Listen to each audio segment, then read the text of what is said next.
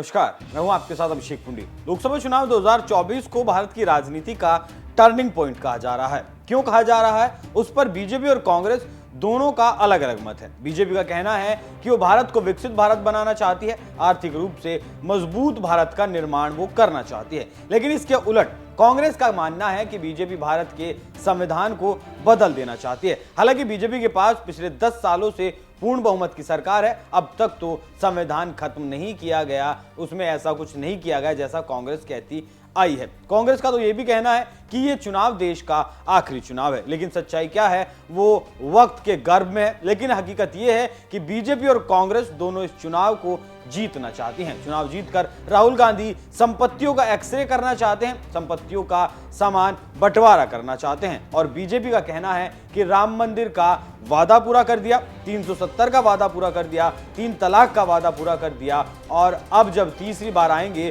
तो देश में यूसीसी लागू कर मुस्लिम पर्सनल लॉ को खत्म करने का काम करेंगे। अभी सिर्फ उत्तराखंड में आया है, मोदी जी ने संकल्प पत्र में घोषणा की है कि मोदी जी को तीसरी बार प्रधानमंत्री बना दो, पूरे देश भर में यूसीसी लाने का काम और मुस्लिम पर्सनल लॉ समाप्त करने का काम नरेंद्र मोदी। लेकिन इसके साथ ही अमित शाह का कहना है कि कांग्रेस के घोषणा पत्र में कहा गया कि अगर कांग्रेस वापस सत्ता में आती है तो वो 3 तलाक वापस करेगी, 370 को बहाल करेगी, पर्सनल लॉ को भी लेकर आएगी। कांग्रेस पार्टी ने अपने एजेंडा में कहा है हम ट्रिपल तलाक को वापस लाएंगे, 370 को वापस लाएंगे, पर्सनल लॉ वापस लाएंगे।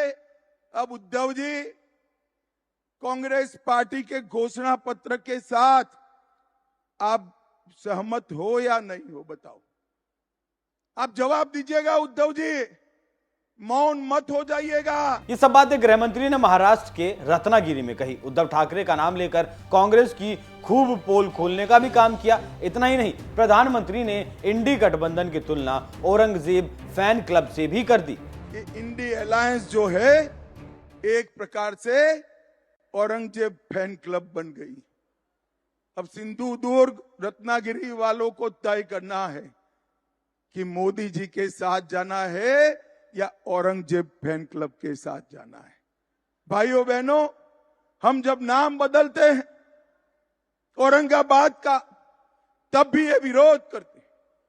और उद्धव जी, मैं बताना चाहता हूं, ये नाम संभाजी महाराज के नाम से आपके स्वर्गीय पूज्य पिताजी श्रद्धेय बाला साहब ठाकरे जी ने रखा था, जिनको भाजपा शिवसेना सरकार ने जमीन पर।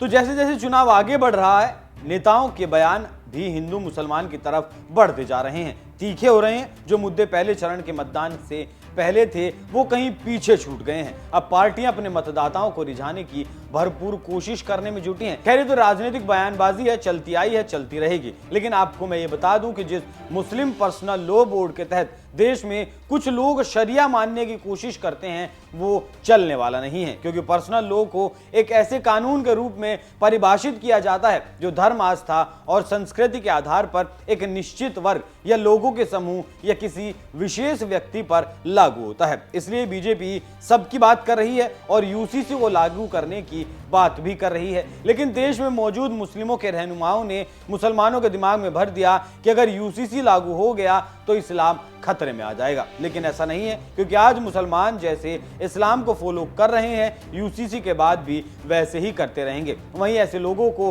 कानून के जानकार प्रोफेसर मुश्ताक को जरूर सुनना चाहिए, जिनका कहना है कि जो मुस्लिम पर्सनल लॉ आज है वो इस्लामिक लॉ नहीं है, वो कानून गलत अनुवाद वाले अल हिदाया पर आधारित है। लेकिन देश का एक धड़ा इस बात को मानने के लिए तैयार नहीं। लेकिन केंद्र सरकार अब इस बात को खुद आश्वस्त कर चुकी है कि वो पर्सनल लॉ को अगले टर्म में खत्म करने जा रही है। इस पर आपकी क्या राय है? अपनी राय हमें कमेंट कर जरूर बताएं।